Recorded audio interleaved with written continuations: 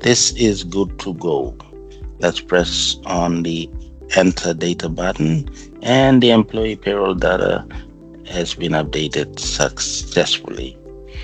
Okay, we move on to the next sheet to confirm. Yep, and MJ is in there. MJ is in there. All its information is accurately captured. Perfect. Now I will go back to this sheet here and let's have a look at MJ. Let's bring MJ up. Let's bring him up. Remember, when you click on it, the photo does come up, but you have to click on search. And yep, there we go. See? So we got these. The loan amount is 2,000. The repayment amount is 500. It's only done one repayment, so that's only 500 that is paid so far, and the outstanding amount from 2,000 minus 500 is 1,500. So that's where you can track your employees' loan amount. Unfortunately, something that we didn't do, which we should have done in the beginning, and I apologize for this, is that we didn't put in a start, begin, and end date. So we're gonna do that. Now.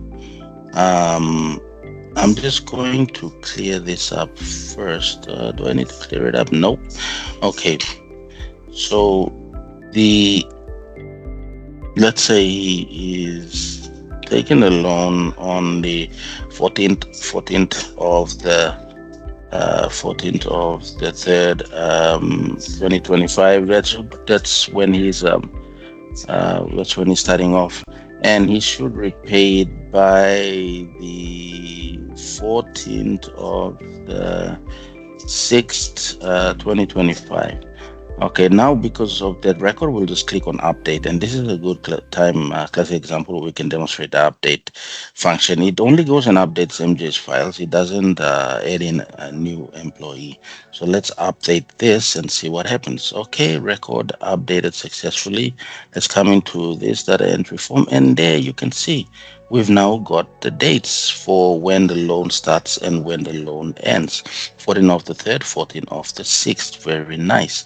When we come back here and we try to search for MJ, we should be able to see that, yep, there we go, bang, there we got the starting and the ending dates as well. So remember, when you're entering the initial data for the employee, yeah, you can enter it in, but once they decide to take a loan, you come back here, search for them, enter the loan amount, when they're going to start, when they're going to end. You don't have to worry about these three because those will be automatically populated in here in the data entry form, the PPE data entry form, where you add in the amount, the deduction amount, how much they're going to be paying each fortnight, which in Michael Jordan's case was 100 kina.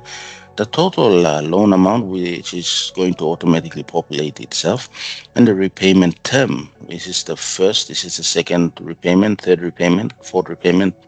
Adding the number here because that all correlates to establishing the accumulative repayment amount and the outstanding repayment amount.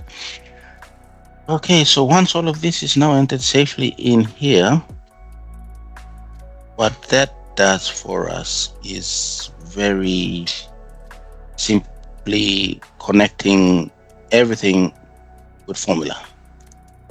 So we can come here and okay, what that does for us is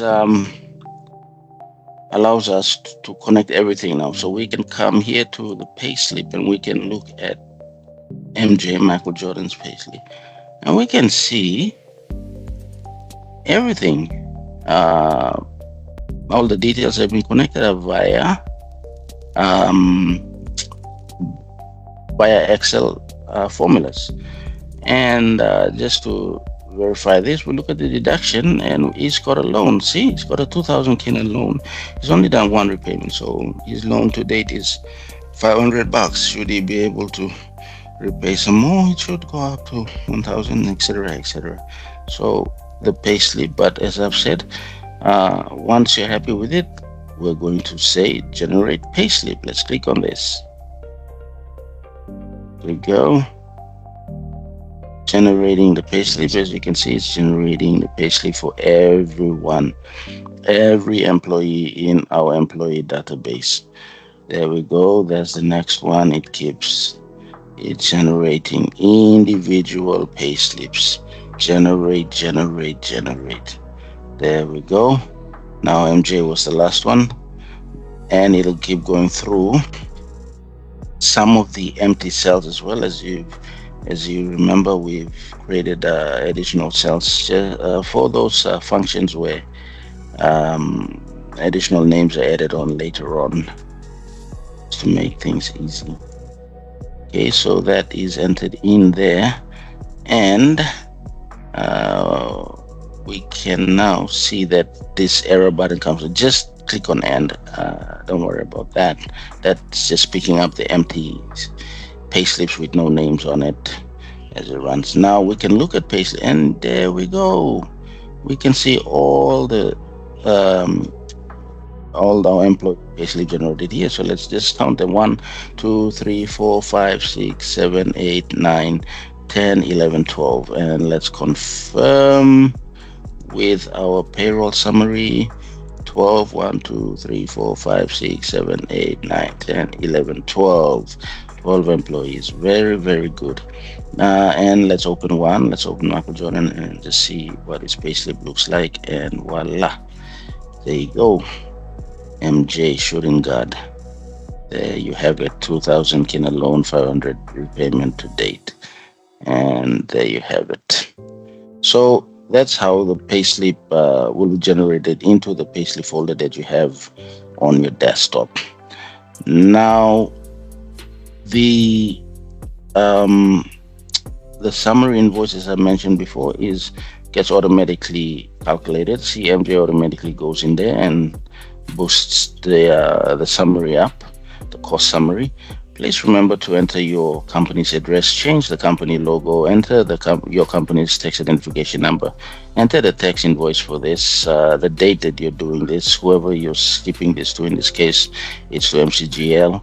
The purchase order, which is the number I made up here, but you should have one. Your vendor reference number is also important for you to populate into there. The pay number, in this case, we're going pay number 5, but you can have your own pay number in there, how chronological order you wish to use, and then the banking details. Please enter them accurately in there and get your manager to sign off down at the bottom to authenticate this cost summary. Invoicing will be the same. Change the invoice number, write your company's address details in there, tax identification number, tax invoice. Change the date should you need to, but this is automatically brings up the date for the current day that you're in. Purchase order, once again, your contract number as well, date, whatever you're providing that services for, the details in there. And this will automatically calculate itself into the nano rates. Purchase order number down here, and your bank account details and manager to sign off as well. And this is the amount that the company actually pays to you. So that is the important part. But these other things are the supporting documents that you will place as attachments to your invoice, and that is the summary cost and the payroll summary. Should you wish to, you can always, but the payslip is basically for your employees. Timesheet, as I've said before, it's optional if you want to use it or not. You can always, like we got MJ in here when we entered him. Yeah, his details are in there up to the 14th where he worked. So he's worked a total of 14 days. So we got a total of 112 days here. And when we come back to the summary costs, we should have 112 days in total. I think we should capture that in the invoice. Yep, 112 days. There you go. 112 days in total.